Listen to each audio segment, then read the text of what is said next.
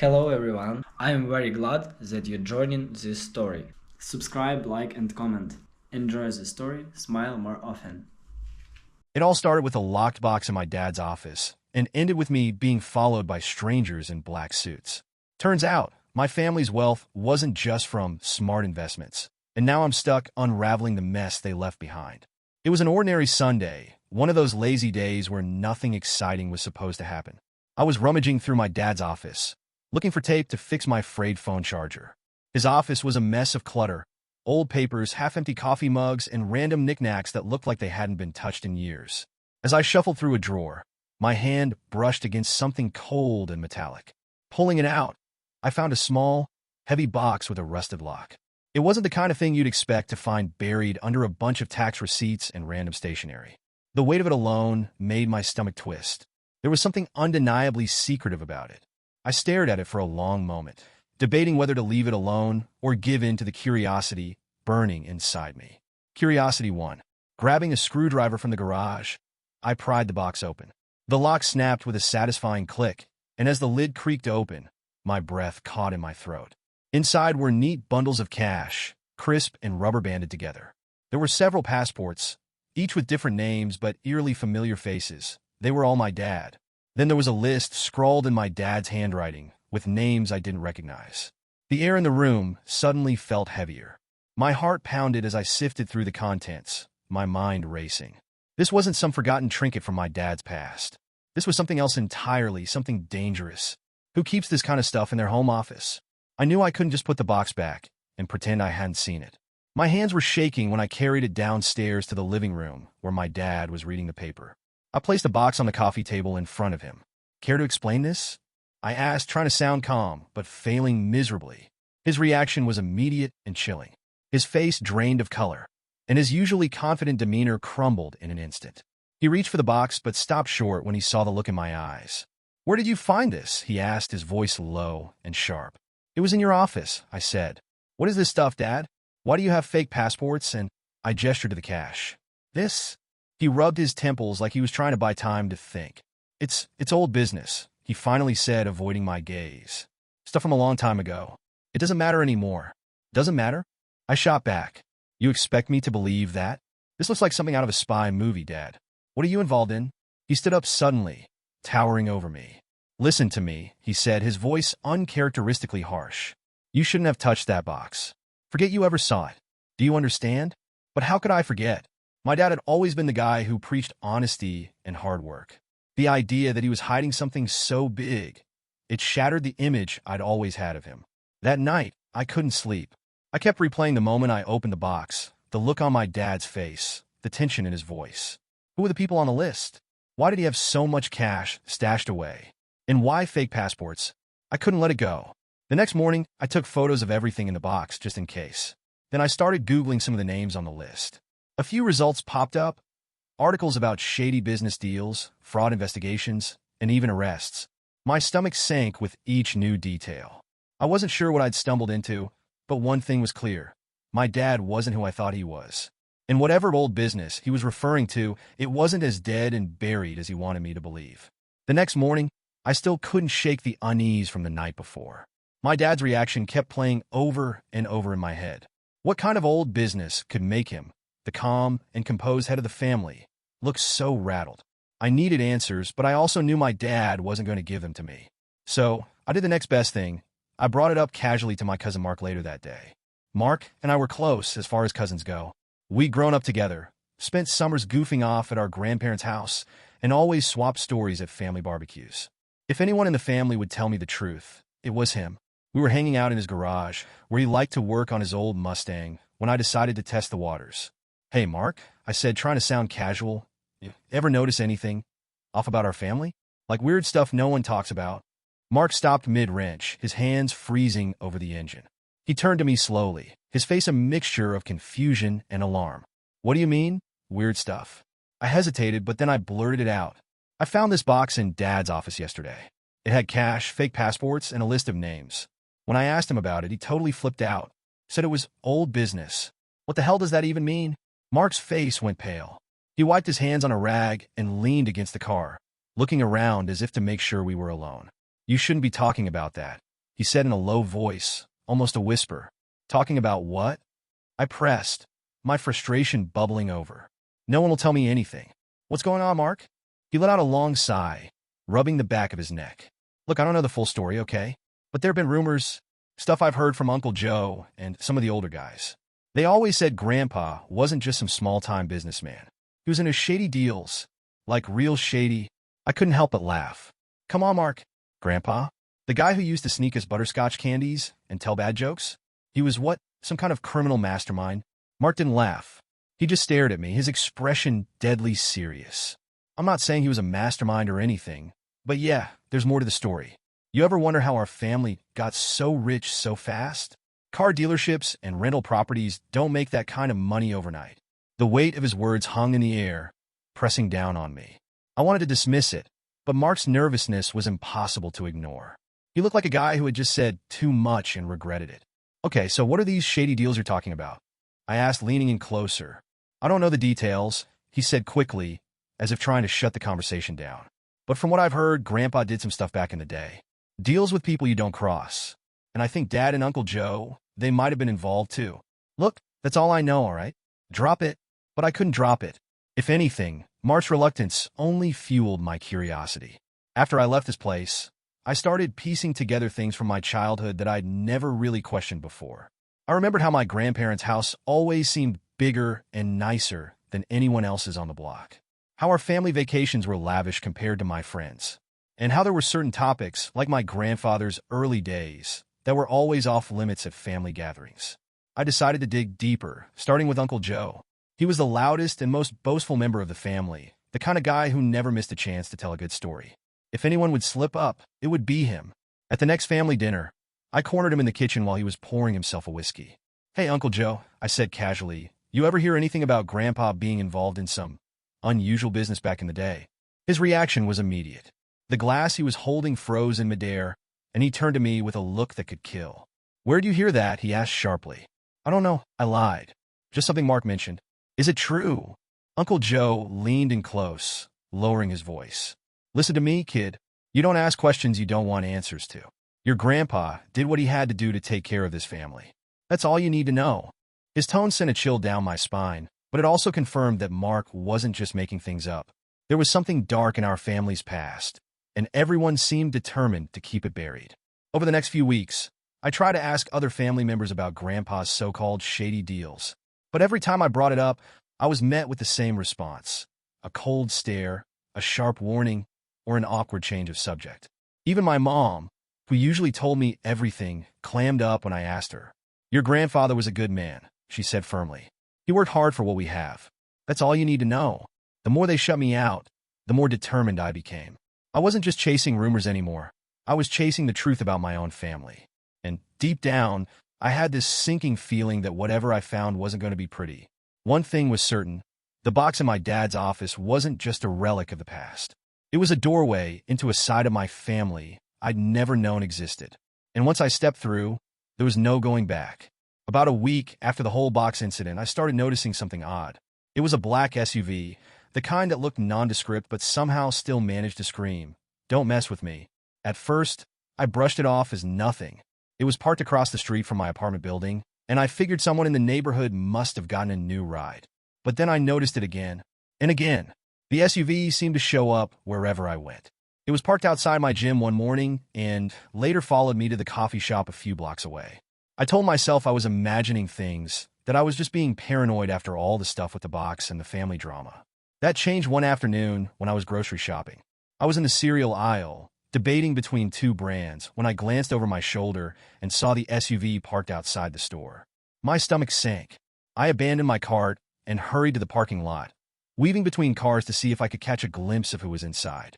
But the windows were tinted, and whoever was behind the wheel wasn't getting out.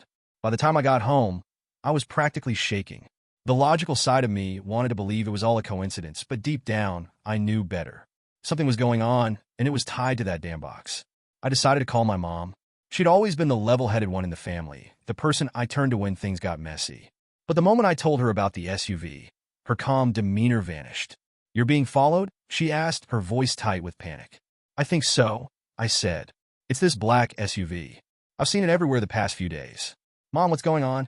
What does this have to do with the stuff in Dad's office? Her response was immediate and terrifying. You listen to me, she said, her voice trembling. Do not talk to anyone about what you found. Do you hear me? No one. But?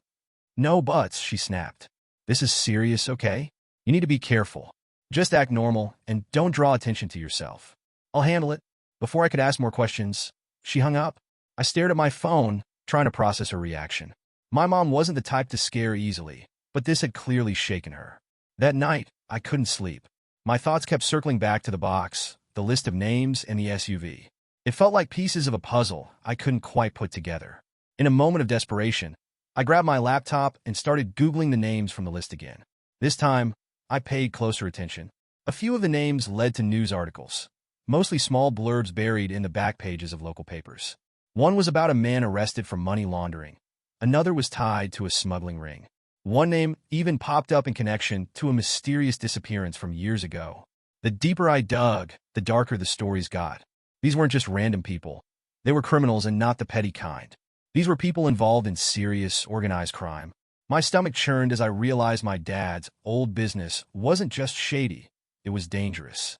At some point, I stumbled across a forum where people were discussing organized crime in the area. Most of it was speculation and conspiracy theories, but one thread caught my eye. Someone had posted about a group known for laundering money and moving contraband through seemingly legitimate businesses. Car dealerships, rental properties, even small, family-owned companies. I stared at the screen, the words blurring as the implications sank in. My family fit that profile perfectly. The next morning, I tried to push it all out of my head and focus on work, but it was impossible. Every time I saw a black SUV or even caught a glimpse of someone in a suit, my chest tightened. By the time I got home, I was a bundle of nerves. I checked every lock on my doors and windows before finally settling on the couch. Just as I was starting to relax, my phone buzzed. It was a text from an unknown number. Stop asking questions. My blood ran cold. I stared at the message, my heart pounding in my ears. Was this connected to the SUV? Did they know I'd been looking up the names? I didn't reply. Instead, I deleted the message and turned off my phone, as if that would somehow make it all go away. But deep down, I knew there was no turning back. I'd crossed a line, and now I was in the middle of something much bigger than I'd ever imagined. I sat in the dark for hours, the weight of everything pressing down on me. My family wasn't just keeping secrets, they were keeping dangerous ones. And now, whether I liked it or not, I was a part of it. The day after I told Mark about the SUV, I got a call from my dad. His voice was tense, clipped like he was holding something back. Be at the house tonight, 7 o'clock sharp. And don't be late. What's going on? I asked, but he hung up before I could get an answer. When I arrived, the living room was packed. Every member of the family who mattered was there. My uncles, aunts, cousins, and even my older brother, Nate, who rarely bothered with family gatherings. The room was thick with unspoken tension. My dad stood near the fireplace, arms crossed, while my mom sat stiffly on the couch, avoiding my gaze. What's all this about? I asked, looking around. My Uncle Joe, ever the loudmouth, was the first to speak. You've been poking your nose where it doesn't belong, kid, he said, pointing a finger at me. Mark told us everything. I shot a glare at Mark, who looked like he wanted to disappear into the carpet. Seriously, Mark? I said, my voice rising. I thought we were just talking. It's not his fault, my dad cut in. He did the right thing. You, on the other hand, have been reckless. Reckless? I repeated, incredulous. I found a box full of fake passports and cash in your office. I've been followed by a black SUV, and now you're calling me reckless? How about explaining what the hell is going on? My dad's jaw tightened, and for a moment, I thought he might actually tell me. But it was Uncle Joe who broke the silence. Fine, he said, throwing up his hands. You want answers? Here it is. Yes, our family's money didn't come from just car dealerships and rental properties. Back in the day, your grandfather got involved in, let's call them unconventional business deals. Unconventional? I echoed. You mean illegal? Joe shrugged. Call it what you want. The point is, it was a necessary evil. Times were tough, and he did what he had to do to take care of the family. The room buzzed with quiet murmurs as everyone avoided my eyes. So what? I said. You're telling me Grandpa was some kind of criminal? And you all just went along with it? My dad stepped forward, his face stern. It wasn't like that. Things were complicated. He made some deals, sure, but they were supposed to be temporary. When he passed, Joe and I took over and worked to make things legitimate. For the most part, We succeeded? For the most part? I repeated. What does that even mean? And what about the box? The passports, the cash? That doesn't scream legitimate to me. Uncle Joe waved me off.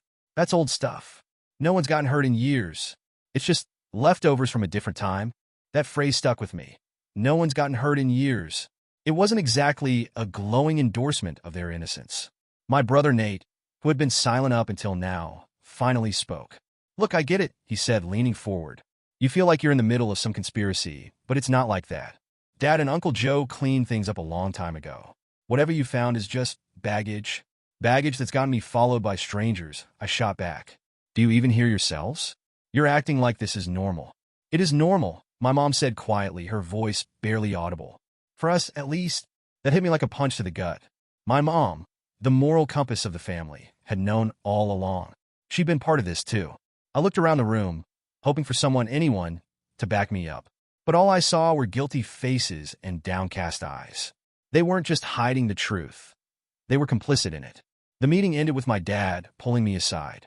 You need to let this go, he said, his voice low and urgent. You're making yourself a target. A target for who? I demanded. The people following me? The ones who sent that text. Just trust me on this, he said. The less you know, the safer you'll be. But how could I trust him? My own father had been lying to me my entire life. And as much as he wanted me to stop digging, I couldn't. I felt like I was living in a thriller novel, and the stakes were only getting higher. As I left the house that night, I couldn't shake the feeling that I was in over my head. My family wasn't just keeping secrets. They were hiding something that could destroy us all. And now I was caught in the middle of it. For a while, I tried to keep everything bottled up, just like my dad and the rest of the family had warned me. I avoided asking questions and stayed off Google searches late at night, hoping the black SUV would eventually disappear and life would go back to normal. But it didn't. The pressure was building inside me like a dam about to burst. Every time I saw that SUV parked on my street or caught a stranger giving me a second glance, my nerves frayed a little more. My head was a constant swirl of paranoia, and it was starting to show. That's when Lisa noticed. Lisa and I had been best friends since high school, and she had this uncanny ability to read me like a book. We were sitting in her living room, a cheesy rom-com playing in the background while she painted her nails. She paused mid-stroke, giving me a sideways glance. Okay, spill it, she said, setting the nail polish down. Spill what? I asked, feigning ignorance. You've been acting weird for weeks, she said. You're jumpy, you're distracted, and you barely touch your coffee anymore. Something's up. I hesitated. Part of me knew I should keep my mouth shut, but the other part, the part that was desperate for someone to share the weight of all this. One out? Promise you won't freak out? I asked, my voice barely above a whisper. Lisa raised an eyebrow. What kind of promise is that? Just tell me. I took a deep breath and told her everything. The box in my dad's office, the fake passports, the black SUV, the emergency family meeting, every unsettling detail. By the time I finished, Lisa's face was a mix of shock and disbelief. Are you serious? She asked. This sounds like something out of a movie. Are you sure you're not overthinking it? I wish I was, I said. But it's real, Lisa. The SUV's been following me, and my family basically admitted they've been involved in illegal stuff for years.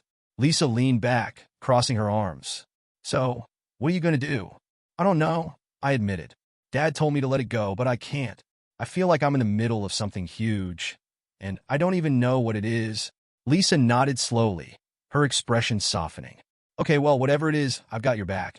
You know that, right? Her words were comforting in the moment, but I didn't realize until later how much they would cost her. 2 days later, Lisa called me in the middle of the night. Her voice was shaky, her words coming out in a frantic rush. Someone broke into my house, she said. What? Are you okay? Did they take anything? I asked, my heart pounding. No, she said. Nothing's missing. They trashed the place. Like they were looking for something or trying to send a message. A cold dread settled over me.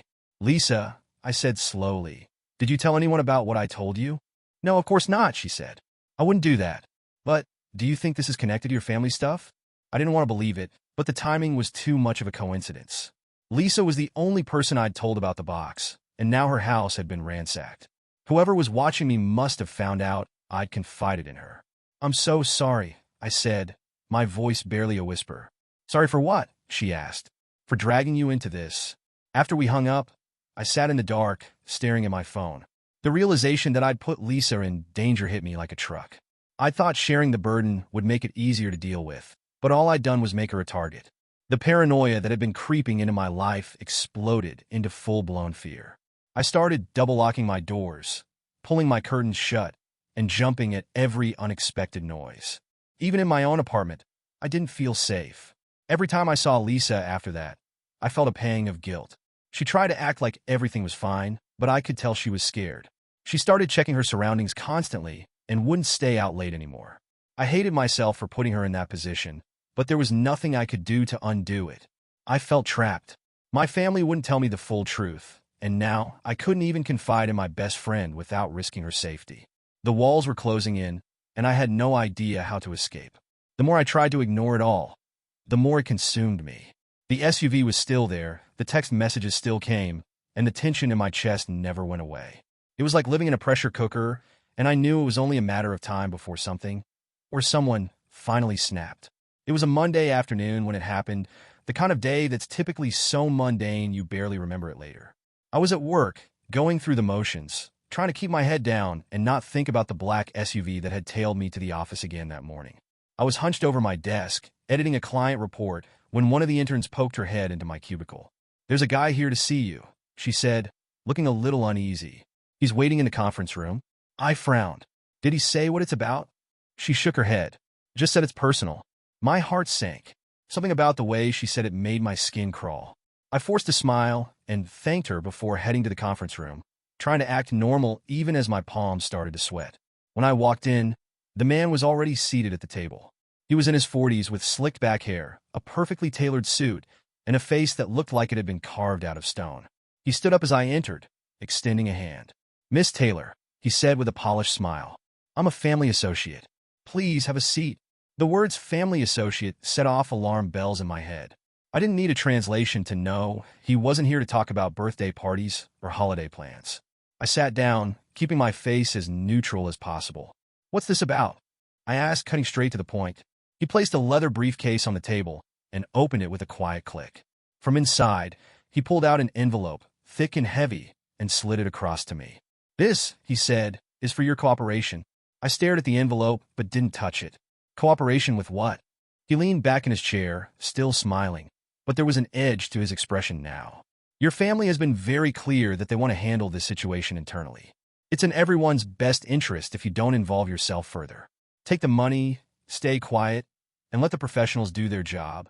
For a moment, I was too stunned to speak. This wasn't just a warning, it was a bribe. And the worst part? It wasn't even subtle. "You think I'm just going to take this and pretend nothing's happening?" I asked, finally finding my voice. "That would be the smart thing to do," he said smoothly. "I assure you, this situation is under control. But when people start asking questions, well, things can get messy." The word messy hung in the air like a threat. I pushed the envelope back toward him. "I'm not interested," I said, my voice trembling slightly despite my best efforts. His smile didn't falter, but there was a flicker of something darker in his eyes. "Take some time to think it over," he said, standing up and buttoning his jacket. "The offer stands, but I wouldn't wait too long." He picked up the envelope and left the room without another word. I stayed in my seat, staring at the spot where the envelope had been, my mind racing. Back at my desk, I couldn't focus on anything. My hands were shaking, and my thoughts were a tangled mess. The man's words replayed in my head over and over. The offer stands. When I finally got home that evening, I collapsed onto the couch, completely drained. I knew I was in over my head, but I couldn't just let this go. My family had been hiding something huge, something that had spilled over into my life, and now strangers were showing up at my work to keep me quiet. I thought about the choices in front of me. If I took the bribe, I could probably go back to my normal life, or at least something close to it. The SUV might disappear, the paranoia might fade, and I could pretend this whole nightmare never happened. But could I live with myself if I did that? That night, I made a decision. I grabbed my laptop and started organizing everything I'd gathered so far. The photos of the box, the names on the list, the articles I'd found online. It all went into a secure folder. I even wrote a detailed account of everything that had happened, just in case. I wasn't sure what my next move would be, but one thing was clear. I couldn't keep pretending this wasn't happening. The offer might have been tempting, but I wasn't going to let my family or anyone else by my silence. As I sat there in the glow of my computer screen, I felt a strange mix of fear and resolve. I didn't know how this was going to end, but I knew I had to see it through. I wasn't just protecting myself anymore. I was fighting for the truth. The offer from the suited man had shaken me to my core. It wasn't just a blatant attempt to buy my silence. It was the realization that this wasn't just a family secret anymore. It was something that had grown claws and fangs, something that could reach into my life and tear it apart if I wasn't careful. I knew I couldn't rely on anyone else, not my dad, not my mom, and definitely not Uncle Joe. If I wanted the truth, I was going to have to find it myself. That meant going back to the source, the box. It was late at night when I snuck into my dad's office again. The house was quiet, everyone else asleep, and my heart pounded with every creak of the floorboards. The box was still there, tucked away under the same pile of papers. This time, I was more methodical. I laid everything out on the desk and started taking photos of every document, every name, and every detail I could find. There were the fake passports again, each one bearing my dad's face, but a different name and nationality. There were the bundles of cash, still as pristine as the day I first found them. But what caught my attention this time was a stack of papers I hadn't fully examined before. One of them was a letter, handwritten and yellowed with age. The envelope was addressed to my dad, but the sender's initials, RC, stood out to me immediately. I unfolded the letter carefully, my hands shaking. The letter was cryptic but loaded with meaning. Michael, there's unfinished business that needs to be resolved. You know what I'm talking about. I've been patient, but my patience has limits. Handle it, or someone else will. RC. I read it 3 times, each time feeling a heavier weight settle on my chest. Unfinished business? What kind of unfinished business could make someone write a letter that sounded like a veiled threat? I searched the box for any other mentions of RC, but came up empty. Whoever this person was, they had some kind of hold over my dad. And from the tone of the letter, it didn't sound like they were the kind of person you wanted to disappoint. I spent the next hour reviewing every piece of paper, trying to piece together the puzzle. There were invoices, contracts, and notes that hinted at illegal activities, smuggling, money laundering, and more, but nothing that directly connected to RC. When I finished, I uploaded the photos to a secure cloud account and set the originals back in the box exactly as I'd found them. But I didn't stop there. I wrote a detailed letter to a lawyer I'd used once for some minor paperwork. I explained everything I knew, included instructions to release the information if something happened to me, and sealed it in an envelope. Dropping that envelope off at the lawyer's office the next morning was one of the most sobering moments of my life. I felt like I was planning for my own funeral, but I knew I couldn't take any chances. With that done, I turned my attention to RC, whoever they were. They were the key to understanding what was really going on. It took a few days of digging, but eventually I found a lead. One of the names on the list in the box was linked to a company that had been flagged for suspicious financial activity years ago. That company had a board of directors, and among the names listed was someone with the initials RC, Richard Calloway. I felt a jolt of adrenaline as I read his name. According to the records I could find, Calloway had been involved in several businesses that had mysteriously folded or been sold off under questionable circumstances. He had no online presence, no social media, and only a handful of grainy photos from corporate events. But there was one thing I could confirm. He was still alive and still in the area. I decided to track him down. It wasn't easy. Calloway seemed to go out of his way to keep a low profile. After hours of searching, I finally found an address linked to his name. It was for an office building on the outskirts of town, a nondescript place that looked more like a storage facility than a corporate headquarters. I parked a block away and sat in my car, debating whether to go inside. My pulse was racing, and every logical part of me was screaming to turn around and forget about it. But the part of me that needed answers wouldn't let me leave. Taking a deep breath, I stepped out of the car and walked to the building. The front door was locked, but there was a buzzer with a list of names. Calloway's name wasn't there, but I recognized one of the company names from the documents in the box. I pressed the button and waited. After a long pause, a voice crackled through the intercom. "Who is it?" "I'm looking for Richard Calloway," I said, trying to keep my voice steady. The intercom was silent for so long that I thought they might have hung up, but then the door buzzed, and it unlocked. As I stepped inside, I couldn't shake the feeling that I was walking into a trap. The hallway was dimly lit and eerily quiet, with a faint hum of fluorescent lights overhead. At the end of the corridor, a man was waiting. He was tall and thin, with a sharp suit and a sharper gaze. "Richard Calloway," he said, extending a hand. "And you must be Michael's kid." My stomach dropped. He knew exactly who I was. This wasn't just about finding answers anymore. I had just stepped into the lion's den, and I wasn't sure if I'd make it out unscathed. When the man in the office introduced himself as Richard Calloway, I was momentarily stunned. But as we spoke, something about him felt oddly familiar. The way he carried himself, the sharp glint in his eyes, it nagged at me. We sat across from each other in his stark office, the silence heavy between us.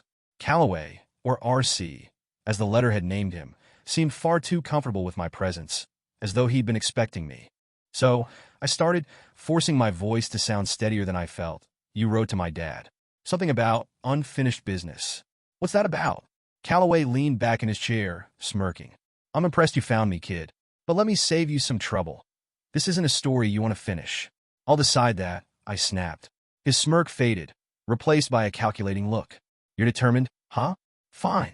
Let me give you a name, Rick. The name hit me like a punch to the gut. Rick was my mom's younger brother, the fun-loving uncle who always brought goofy presents to family gatherings and cracked bad jokes at the dinner table. The idea that he could be tied to any of this felt absurd. But Calloway wasn't finished.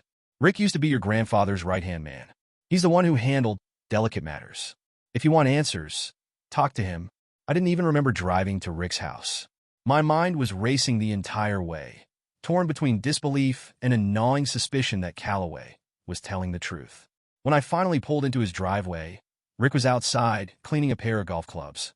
Hey, kiddo, he called, flashing his usual warm grin. What brings you here? I didn't bother with pleasantries. I know about the deals, Uncle Rick, I said, my voice sharp. And I know you were involved. His smile faltered for a split second before he recovered, setting the golf club down with forced nonchalance. What are you talking about? Don't play dumb, I said, stepping closer. I talked to Calloway, R.C. He told me everything. You worked with Grandpa. You were part of it, weren't you? Rick sighed, running a hand through his hair. Let's go inside, he said quietly. Once inside, Rick poured himself a drink, though he didn't offer me one. He paced the room for a moment before finally sitting down. Fine, he said. Yes, I was involved. Back when your grandfather was alive, we ran some operations. It wasn't pretty, but it kept the family afloat. When he died, your dad took over, and I stepped away. That was years ago. Why did you step away? I asked, crossing my arms. Because I didn't want that life anymore, he said, his voice tinged with regret. It's not something you walk away from easily, but I managed to. Or so I thought. His words hung in the air, but I wasn't satisfied. And the box in Dad's office? The cash, the fake passports, the names, what's that about? Rick hesitated, swirling the ice in his glass. Your dad's been keeping the old channels open. He launders money through the businesses, small amounts at a time, nothing flashy. It's safer that way. Safer. I repeated, my voice rising. Do you hear yourself? He's putting us all in danger. Rick looked at me with a mix of pity and frustration. You think I don't know that? Why do you think I told him to shut it down years ago? But he's stubborn. He thinks he can handle it, that he's too small to notice. But people are noticing, kid. That's why you've got black SUVs following you and men in suits showing up at your office. I felt like the floor had dropped out from under me. My dad wasn't just a reluctant participant in this mess. He was actively keeping it alive. Why didn't you tell me this before? I asked, my voice shaking. Because I was trying to protect you, Rick said. The less you know, the safer you are. But now that you've poked the bear, there's no going back. You need to drop this, kid. Walk away before it gets worse. How can I walk away? I shot back. I'm already in the middle of it. Lisa's house was broken into because I told her about this. I'm being followed. And now you're telling me my own dad is neck-deep in illegal activity? How am I supposed to just walk away from that? Rick rubbed his temples, looking more exhausted than I'd ever seen him. You don't want to know how deep this goes, he said finally. There are things your dad hasn't even told me. People you don't want to cross.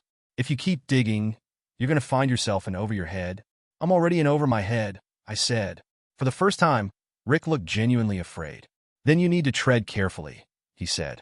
Because if you're not careful, you won't just be putting yourself at risk. You'll be putting everyone around you in danger, too. I left Rick's house feeling more conflicted than ever. On one hand, I finally had answers, or at least part of the truth. On the other hand, those answers only raised more questions. Rick's warning echoed in my mind. You don't want to know how deep this goes. But by then, it was too late to stop. I couldn't shake the feeling that the real truth was still buried, and I wasn't going to rest until I uncovered it, even if it meant risking everything. The black SUV had been a constant shadow in my life for weeks, but now, it had settled into a routine that was impossible to ignore. Every night, like clockwork, it would be parked across the street from my building. No matter how late I came home or how early I left, it was always there, its tinted windows hiding whoever was inside.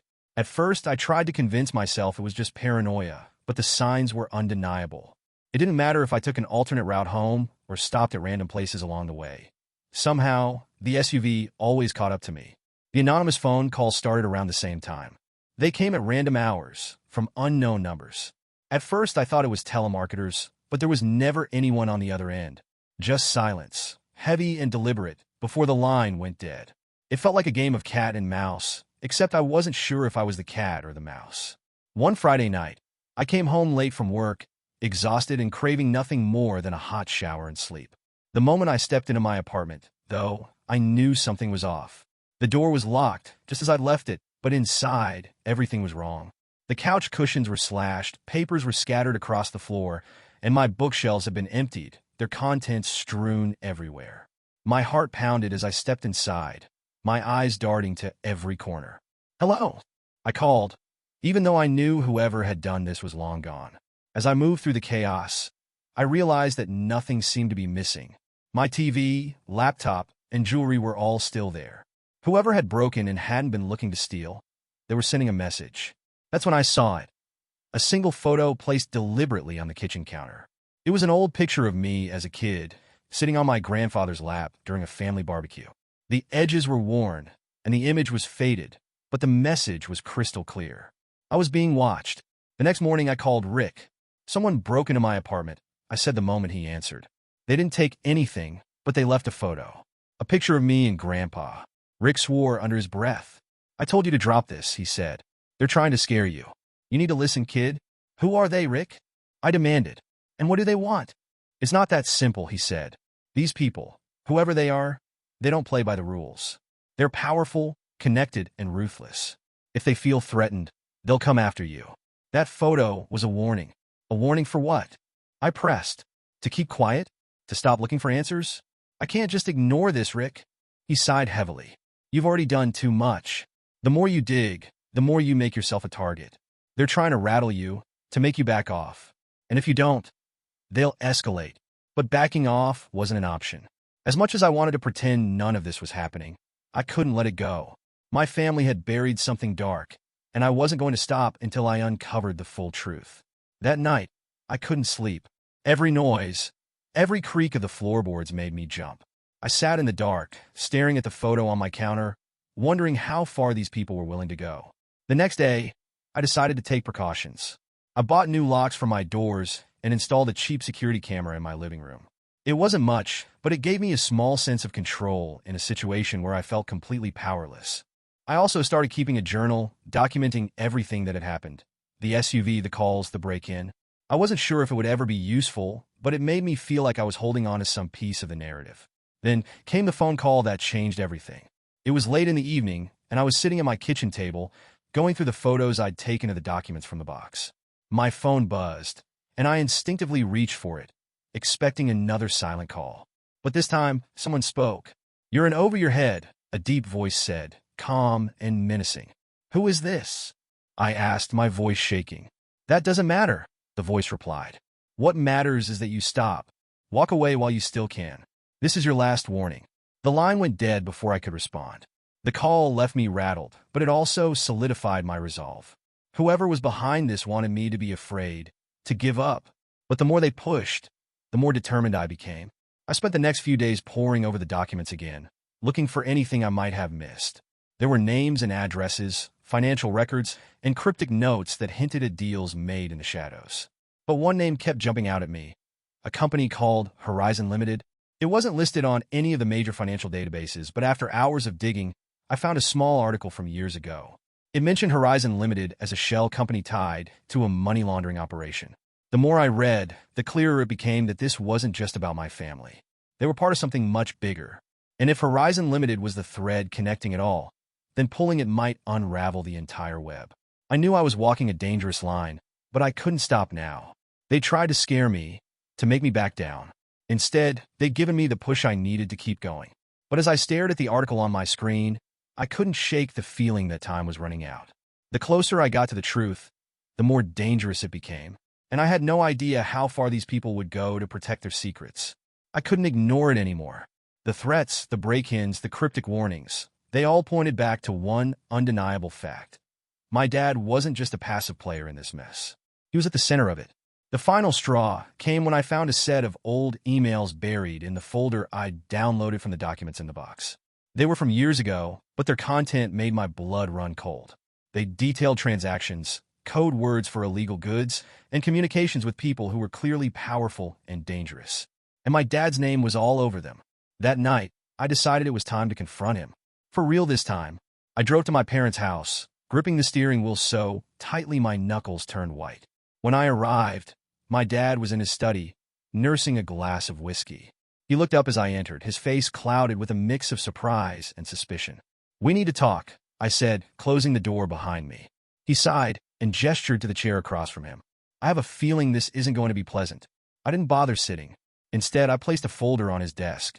Inside were the photos I'd taken of the box's contents, the letter from RC, and the emails I'd found. His face went pale as he flipped through the contents. "Where did you get these?" he asked, his voice trembling slightly. "It doesn't matter," I said. "What matters is that I know the truth, or at least enough of it. You've been lying to me my entire life, and I want to know everything." He set the folder down, staring at it for a long moment before finally meeting my eyes. "You don't understand," he said quietly. "Then make me understand," I demanded. For a moment, I thought he wouldn't. But then, like a dam breaking, the words started pouring out.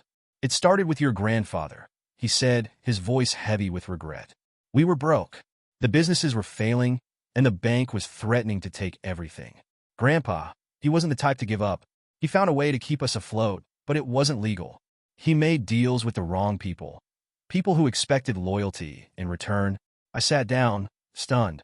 Hearing him admit it out loud was surreal, even though I'd already suspected as much. "After Grandpa died," he continued, "the debt didn't just disappear. Those people came to me. They said I could either keep things running or lose everything. And when you've got a family to protect..." He trailed off, his eyes glistening.